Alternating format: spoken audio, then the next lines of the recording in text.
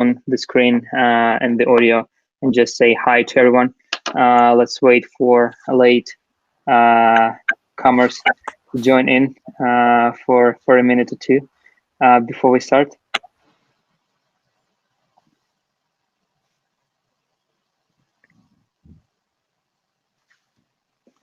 Cool. So the audience is coming in. That's very nice to see. And we have 4 startups today. And I think it's time for me to give an introduction. Hi, everyone. My name is Arkady. I'm your host for tonight. London New Tech has been there for 6 years. And this is our 58th event so far. So we've been there for a long time. We even remember the time when we used to host offline events where we could come and shake hands with people. It was a very nice time, not so long ago. So this is another version of our online event, and I'm not gonna bore you with much introductions, and we'll be soon able to listen to our great startups pitching. So first we're gonna have StorkCard, then we're gonna have OFFschool, OppJar, and Conigital. And after that, we're gonna have a networking in Airmeet, so you can join the booth and you can chat with the presenters.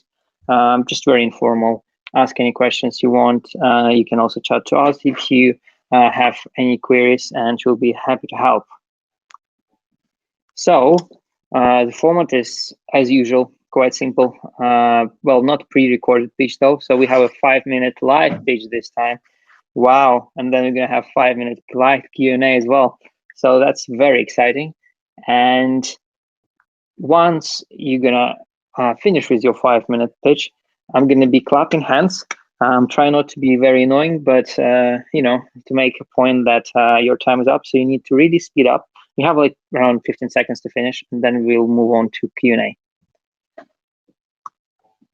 And if you want to contact the London New Tech team, you can reach out to George, Michael, or me. We'll be there after the event. You can chat with us in the networking stage, and you can also shoot us an email via those emails. So without further ado, we have our first presenter, StorkCard. Great, thanks. So let me just put this up here.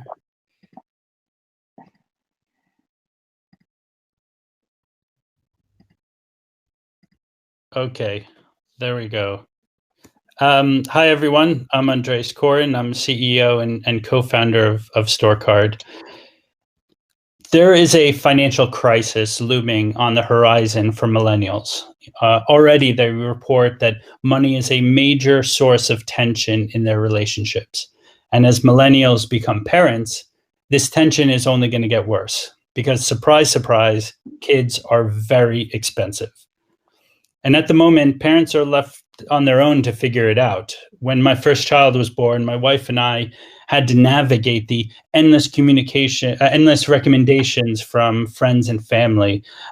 We massively overspent on the wrong products, ending up depleting our savings.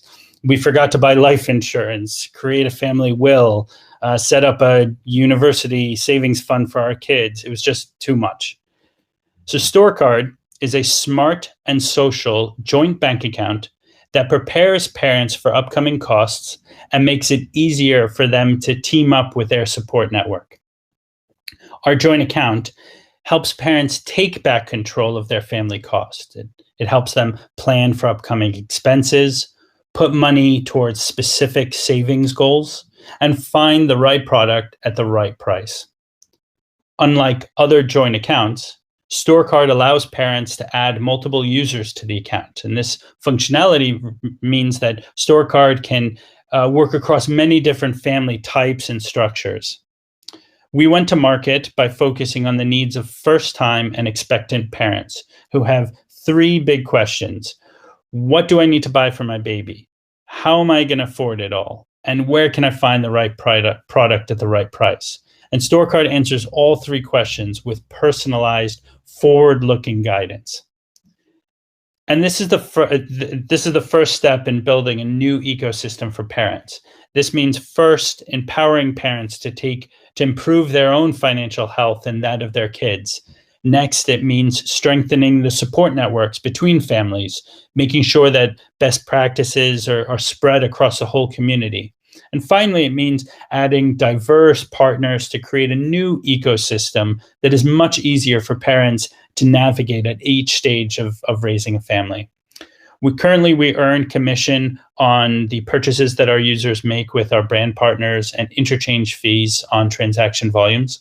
But soon we plan to roll out a premium version of the app, as well as upsell our own branded financial products to meet the specific financial needs of parents.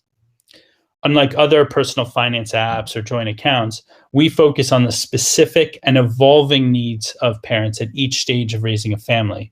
And we're also the only offering that makes it easier for parents to leverage help from their support network. So no other player out there really has the same depth of knowledge in the parenting space or the multi-user functionality to bring people together.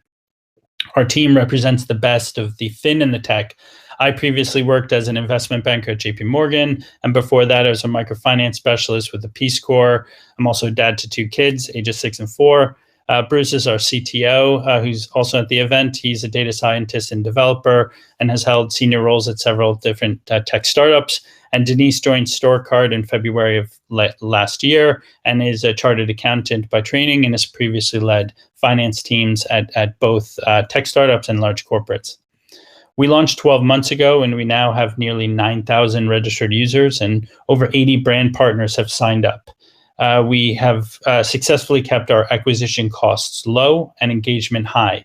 Nearly 90% of users have created their own baby budget, and 75% of customers give us a 4 to 5 star rating.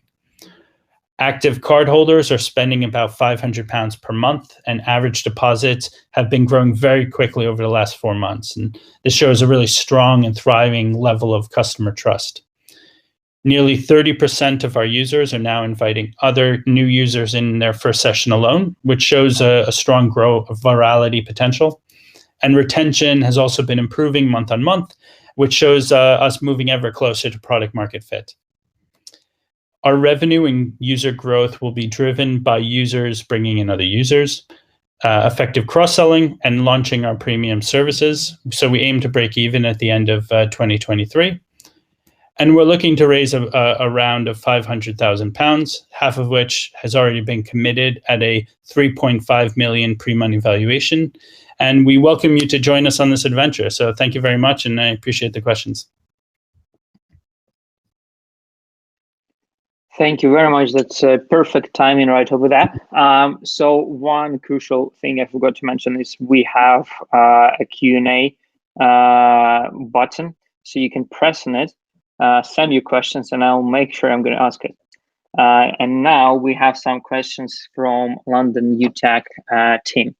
And the first question is about growth projections. So you've shown us your revenue growth projections, and can you tell us a little bit more how you see your product developing? Are you planning to, what markets are you going to target? Are you looking to scale to different countries? And if so, how difficult is it for you? What kind of changes do you need to make to your product to make sure that you are successful in a new market? So taking the first question first, I guess, in terms of the growth projections, our expansion scale up strategy really first focuses on owning that first expensive 5 years of parenthood, recognizing that there's a lot of costs. Right now we're focusing on the transition from non-parent to parent and helping them manage that expensive first year. But we know that childcare, life insurance, setting up in the UK, it's a junior ISA or a university savings fund.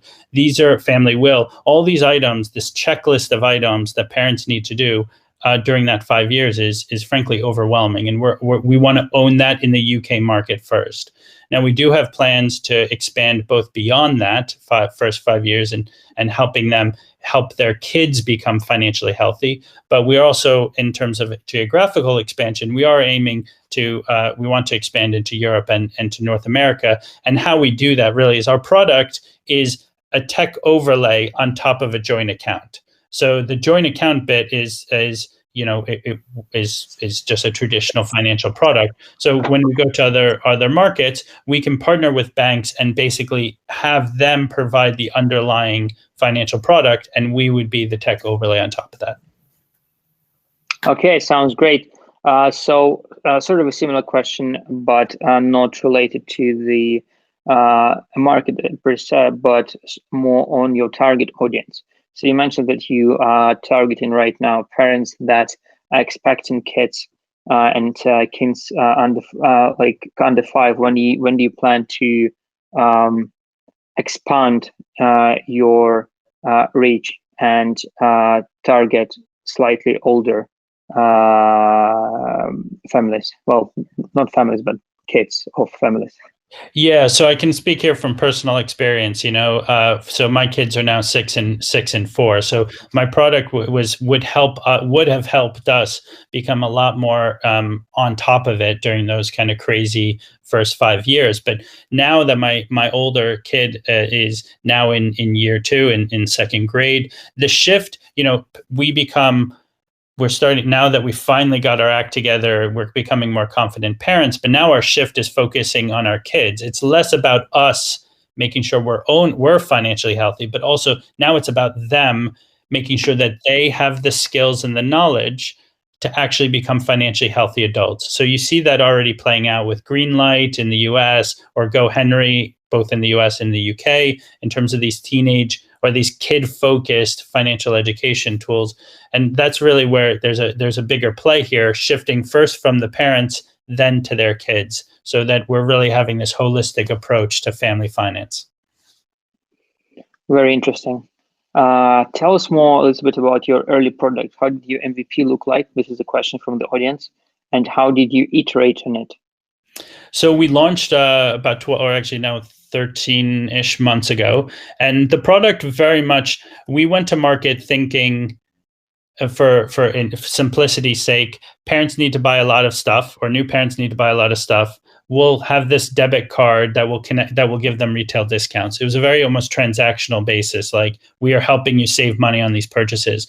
But what we realized when we started speaking to customers is actually, even in that very specific user group, there are, in that user group, meaning in that third trimester of pregnancy, almost on a week-by-week basis, they might be in the market for actually buying something, or they might be in the market for saving up for something, or they might be in the market for a planning tool to plan for a purchase that, identify what they need. So we found that actually our users are not just spenders, they're spenders, savers, and planners. So what we were able to do in our product over the past 12 months is really bring in the user, recognize, are they a planner, saver, spender at that very moment, address their immediate need, and then start telling them about the other functionalities within the app. Very interesting. And now the final question from the audience: how are you managing the development of the platform if it's outsourced? How are you managing intellectual properties?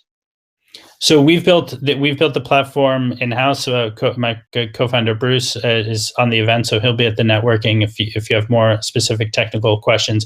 We do provide, we do have partners that tap us into the broader payment and card ecosystem through APIs, but the product itself and the platform itself has been built in-house and taken through regulation in-house. Perfect. Thank you very much, Andrea. It's been a pleasure to hear your presentation. Okay. And if you want to ask any further questions, Andrea will be at the networking after the event, so feel free to join the booth with him and have a chat. Great. Perfect. Thank you very much. Perfect. So now it's on to our second presenter, OffSchool. Hey there, everyone. So give me a couple of seconds to share the screen. All right.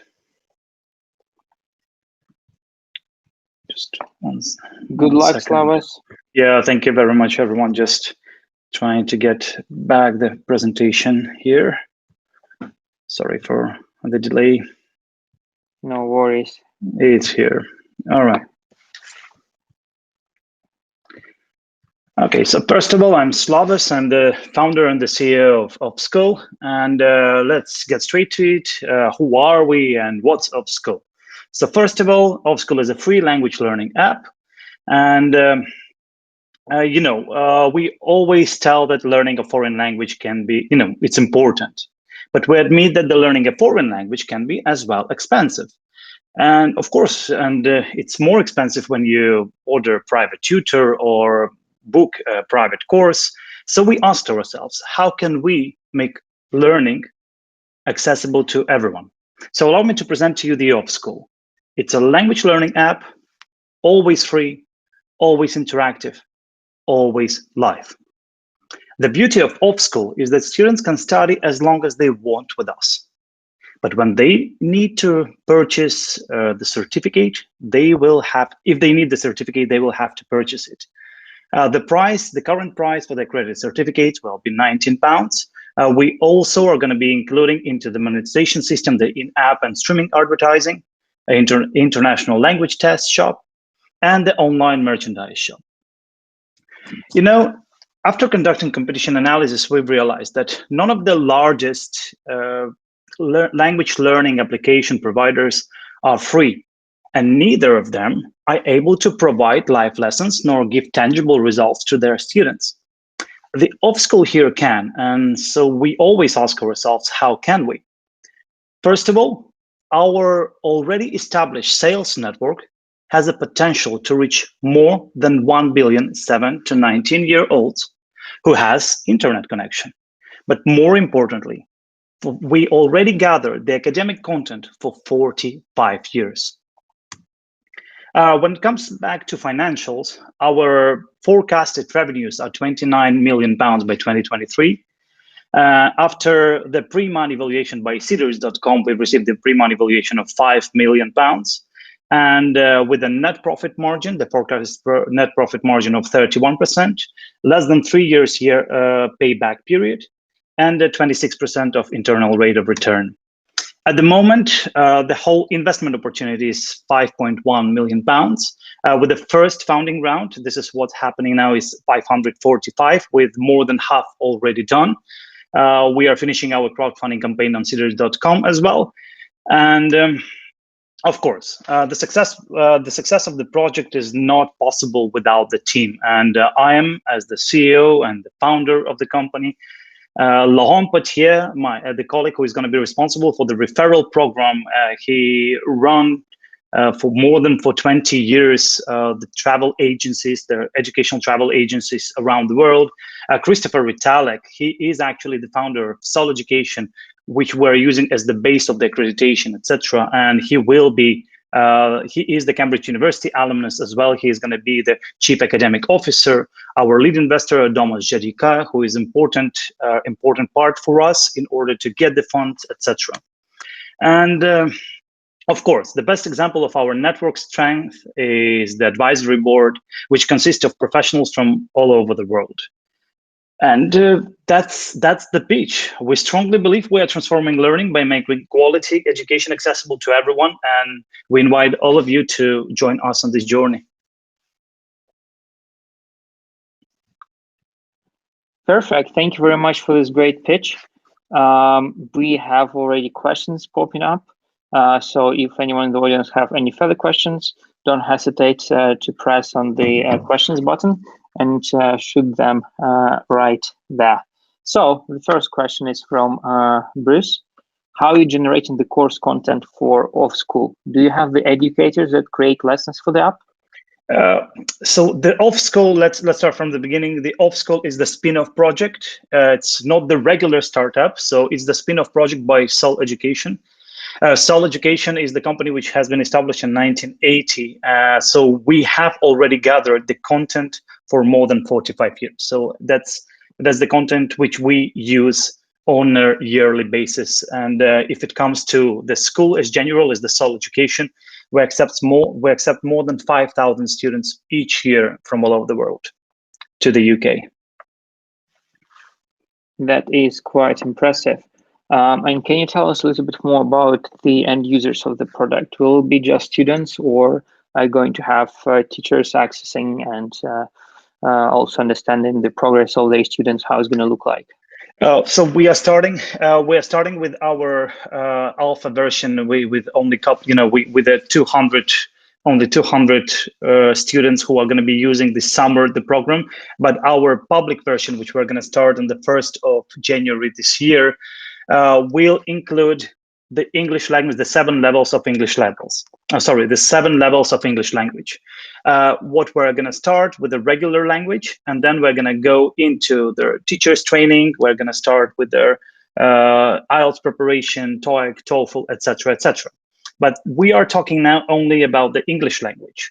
As well as the English language, we will have the French language live. We will have the Italian language, German language. They're going to be 7 to 8 major languages, which are going to be always live, and their secondary languages, which are going to be on demand. We will be adding 2 languages per year. Okay, fair enough. Sounds good. From this question, we have another question from the audience. With low barrier to entry in the testing and accreditation space, how will you make your accreditation desirable? You're speaking about how are we going to make the accreditation desirable? First of all, we are already accredited, and the courses are already accredited by ABLS. ABLS is their official accreditation body in the UK. So it's nothing what we need to do when it comes to the desirable. We already accredited, and we already have the ABLS accreditation. When it comes to the scale and to this sale of their certificates to the universities and etc., we will have the different department which is going to be doing their meetings and networking with the universities when it comes to the acceptance of our already accredited certificates, if it's the correct answer for you. Sounds so reasonable to me. If you're providing free courses to the users, how exactly are you planning to achieve those revenue numbers? So the revenue numbers now are based on the sales, on the 2% sales of our actual reach. The reach which we are having at the moment is the reach which we've made during the last research. We have more than 4,000 representatives all over the world. We have already 48 countries on board on this project. And we literally and physically can reach more than 1 billion kids all over the world. As an example, we take our Brazilian partner, Intercambia, with more than 100 offices in Brazil and more than several hundred employees. They can reach most of the schools and most of the teachers. So when it comes to the reach and the sales, we are calculating that 2% of our reach is going to be sales of the certificates. Fair enough. So another question is, you have like very large advisory number of advisors, and you also say that they are essentially very important for your success. How do you keep them engaged, and what's their interests in making sure that you succeed?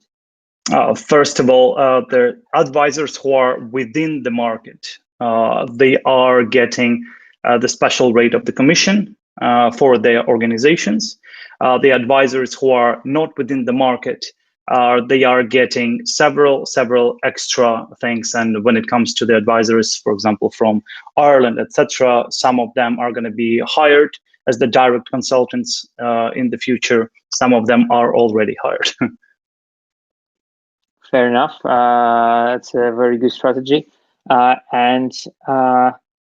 So we have like a short question. Could you remind us what was your pre-money valuation? The pre-money valuation by Seedrs.com is £5 million.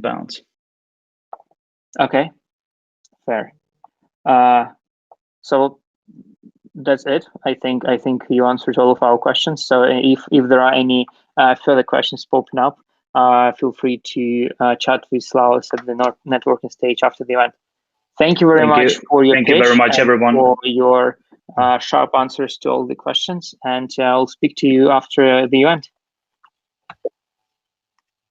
All right. So now next our presenter is OppJar. All right.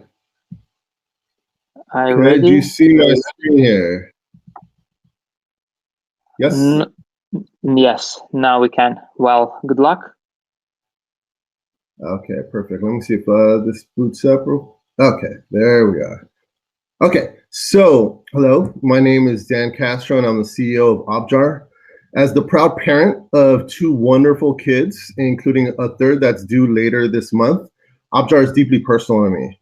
With OppJar, my original motivation was to create a digital scrapbook for them. Not just any scrapbook though, but one that was crowdsourced with memories from all their loved ones. At the time, my dad had recently passed away and my mom was diagnosed with Alzheimer's shortly thereafter. I wanted a scrapbook where my mom could share her stories with them today while she still could, so that my kids could then hear them 15 to 20 years later as adults. After thinking it through though, I realized that OppJar could be configured to fund their future as well. And that's when OppJar went from a cute side project to a FinTech startup with a lucrative upside. So the first thing I did was I reached out to folks in my network to determine next steps.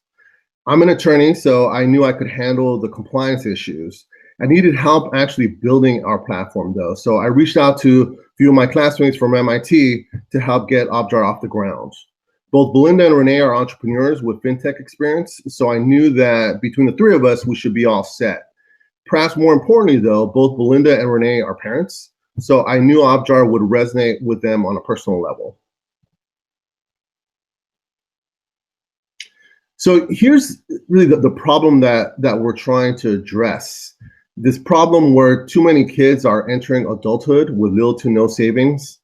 So this, I mentioned how the problem was really personal for us, both because we're parents, but now also because these kids, this was us.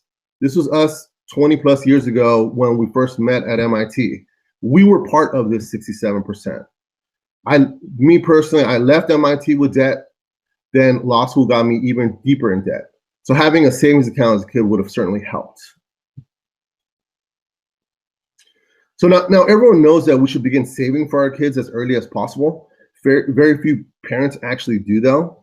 So the true problem isn't that we don't know what to do, but rather figuring out why very few people actually do it.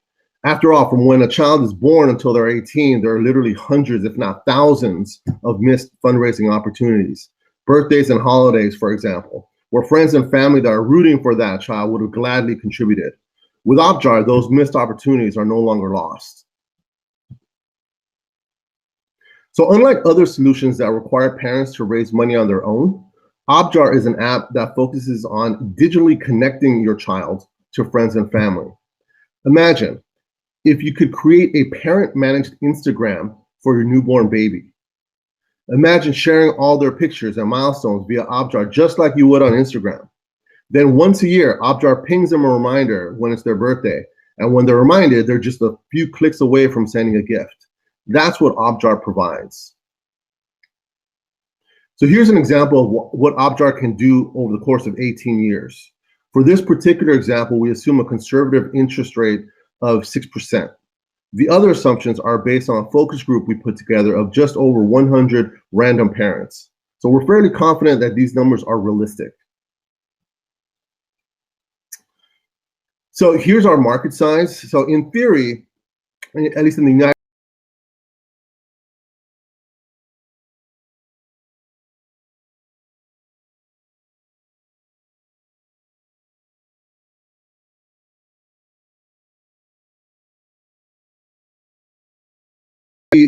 we identified that market because in the US, you have to be 13 years or older in order to have a social media account. Then we have our serviceable obtainable market, which is about 40 million. And these are the kids that come from low to mid-income backgrounds and the non-savers as well.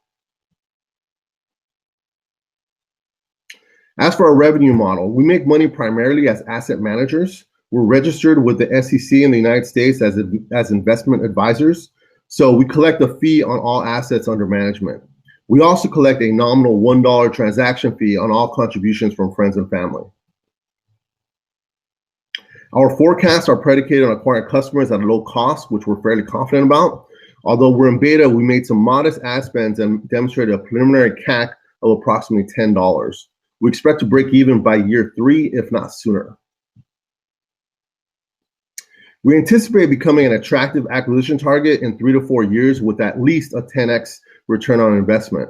We also anticipate that we'll have suitors both in the financial space and the social media space. On the financial side, acquirers may include large investment funds and even large banks looking to expand their customer base. For these acquirers, the KPI of interest will be our total assets under management. And based on our projections, we should be breaking $500 million in AUM by year 3 and $1 billion by year 4. On the social media side, the KPI of interest will be our total number of active users. And we anticipate reaching our first million users in year 3 and surpassing 2 million by year 4. We raised $200,000 to build our beta about a year ago. We began testing in August, anticipate going live in April. Here's our advisory board. We're a tightly knit group. I heard the clap, so I'll try to wrap up here. We're seeking up to $2 million in seed funding, and although we prefer safes, we're open to other types of investments as well. And that concludes my presentation. I welcome any questions that you might have. All right, thank you very much, Daniel. Right. So if anyone has any questions, just press on the chat button. I know some people have already figured it out, and send them straight away. So I'm not sure if you've covered. Can you tell us a little bit more about your competition, who you're competing with, and how exactly you are differentiating? Sure. So we have competitors both on the social media side, on the financial and the fintech side. On the fintech side, someone could create a savings account for their child, no problem, right away. There's Acorns out there, and you got Stash, you got several other players in the space. What differentiates us is that we focus on digitally connecting the child, whereas those competitors, they focus on just creating the account, and then the parent is left to themselves to go and share it with their social networks. Okay, sounds good. A question from the audience. Are you managing the invested funds yourself, or are you outsourcing the investment strategy and portfolio management? Yeah, so we're registered investment advisors with SEC. So we are investing the funds ourselves. And the way we're investing them is on an age-based fund. So similar to retirement here in the States. So a child that is born, that's 1 year old, for example, will have a target fund for when they turn 18, where it might be a little more conservative, a little more aggressive than a child that's 17 and is going to turn 18 next year, where we might invest a little more conservatively. Okay, so in that case, just to clarify, is the money donated by friends and family locked into the account, or can funds be withdrawn before the child turns 18? Excellent question. So we operate under the UGMA statutes of each state. And so we name ourselves as the custodians of the accounts. So as custodians, we are fiduciaries of those accounts, and we need to ensure that the funds are there when they turn 18. So the way we do that is we don't allow any withdrawals until the child is 18. Okay. Another question: how are you planning to acquire customers, especially, and can you walk us through your go-to-market strategy? Sure.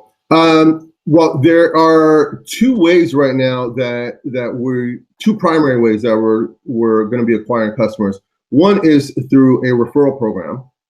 So we've done a lot of focus group testing, and we know that a parent could readily create a village of the child's social network. So just like Facebook, just like Instagram, you can imagine if my child, for example, I could create their friends network where they could easily have maybe 50 to 100 kids. So what we're offering is a referral program where we say, okay, we'll give your child $5 donated into your OppJar account for each friend that you create. So then our acquisition cost gets reduced from $10 to $5. The other way is just through ad spends on social media. We've demonstrated an approximate CAC there of $10. We think we could improve on that, but so somewhere between $5 and $10 we think is a comfortable acquisition cost.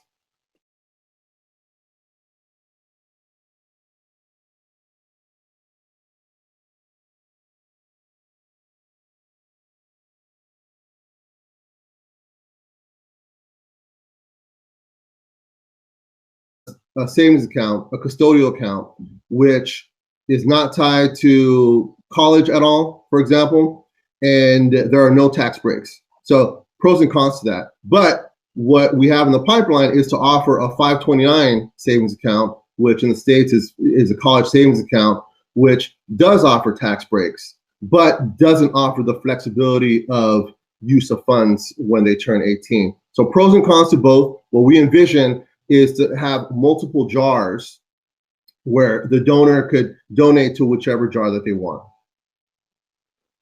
Makes sense. And a final short question. Did you raise a round of capital before? And if yes, how much was it? Sure. We raised $200,000 about a year ago to build our beta. And we built our beta in August. And we just recently opened our seed round. We raised about $50,000 internally. And we're looking to close our round in the next few months. All right, just a very short final one. What's your pre-money valuation? We actually do not have a pre-money valuation just yet. We're offering a safe with a 25% discount. Fair enough. If anyone has any further questions to Daniel, feel free to reach out to him at the networking after the event. And thank you very much for your pitch, Daniel, and for answering questions. It's been great. Speak to you soon. All right, now we have our final presenter, Conigital. Hi, Matt. Are you ready? Yeah. Just give me 2 seconds just to get the slideshow. Absolutely. Take your time. Okay. So,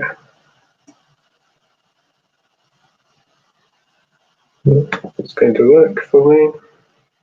There we go. Okay, can you see that? Perfect. Excellent. Yes. Hi everyone, my name is Matt Griffin and I'm the systems engineer here at Conigital. My background is initially in the Royal Air Force, where I conducted operational tests and integration of systems to frontline aircraft. I've now moved to Conigital, whose vision is to digitally connect autonomous vehicles to empower accessible mobility for all. Here's a quick video about here's a quick intro to our journey to date.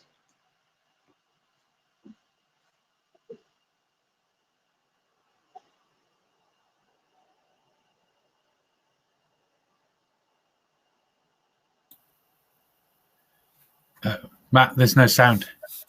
Oh, sorry. Give me 1 moment. Just see if I can find where the sound goes. It won't let me share sound, I don't think so. Yeah, let's carry on.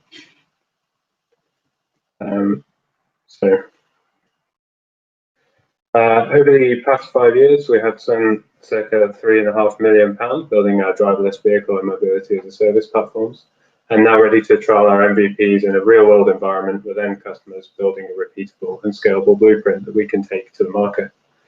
Our trials include deployments in both the UK and Australia, which go live in Q2 of this year.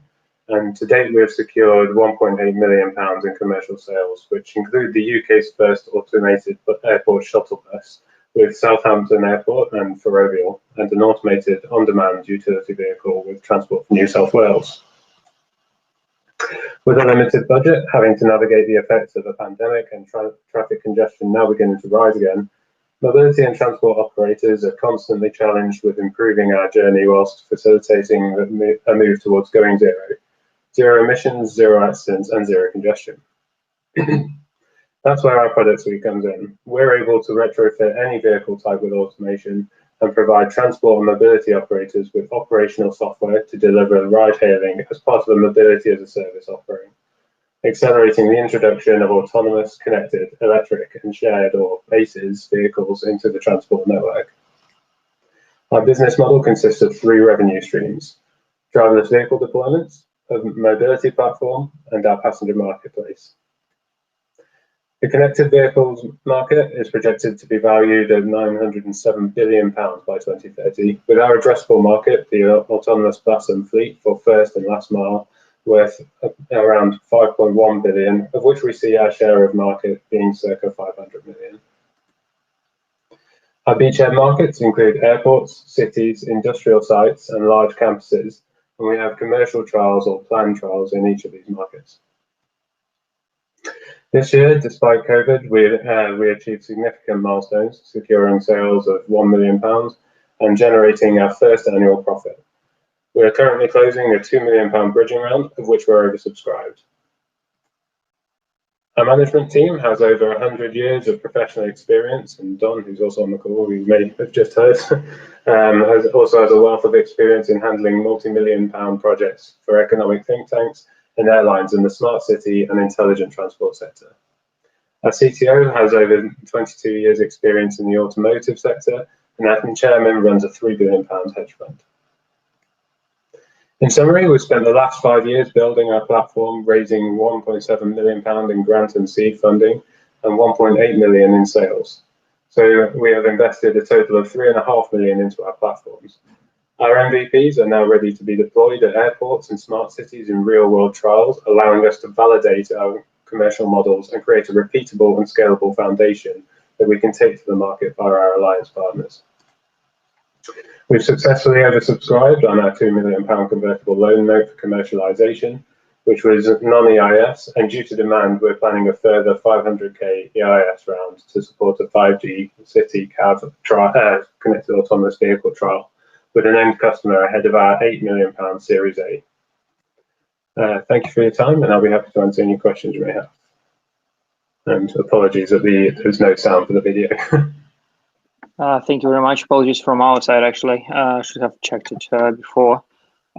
So we have a question from the audience. What does your technology rely on? Does it rely on a particular sensor like LiDAR, radar, cameras?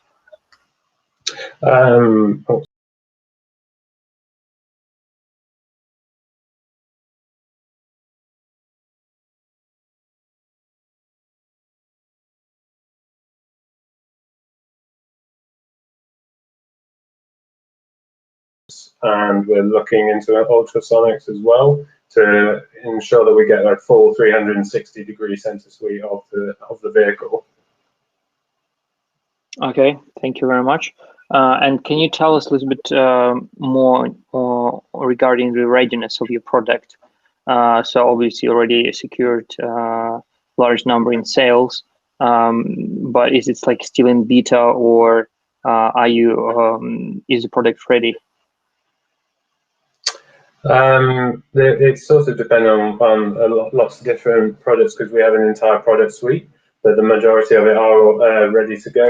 We've got a lot of, especially our mobility as a service platform. We're looking to get testers into like beta testers in for that, and to be able to push it out. And we really want to be able to get someone to push it out into the market with now, to get some real world data and feedback on that. We do work with accessibility features as well, so we work with charities and stuff for that. So we're trying to get some beta testers through them as well. But we're also we're looking to try and start deploying our autonomous vehicle solution as well. Very interesting. Thank you very much for this question. Just reminding the audience that you can ask your questions, so please don't be shy. And can you tell us a little bit more in terms of your landscape and your market? So are you currently positioned just in the UK? In terms of the clients, when are you planning to expand to other countries?